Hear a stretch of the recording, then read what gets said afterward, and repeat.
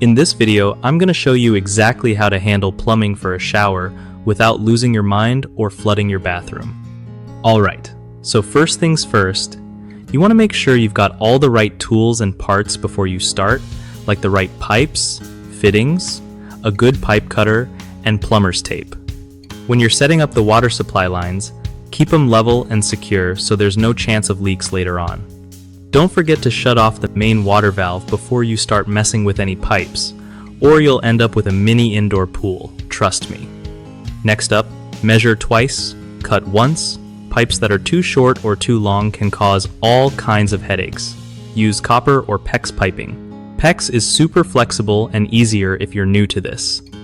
When connecting the shower valve, make sure you follow the manufacturer's instructions carefully, especially with hot and cold water lines.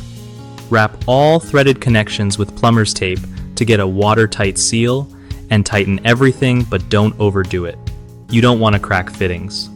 Finally, once everything's connected, turn the water back on slowly and check for leaks by feeling around joints and watching for drips.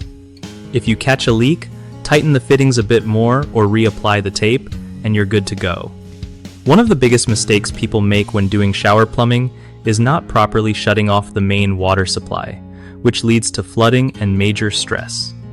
Another common issue is poor measurements causing pipes not to fit right. This means more cutting and wasted materials. Also, skipping plumber's tape on threaded joints is a classic error that results in annoying leaks that can mess up your walls if left unchecked. The fix?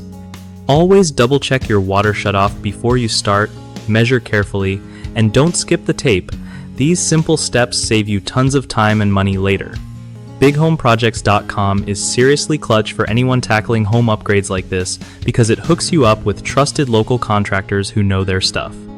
And if you're a contractor looking for work, it's a solid way to connect with homeowners needing help with projects like shower plumbing or anything else around the house.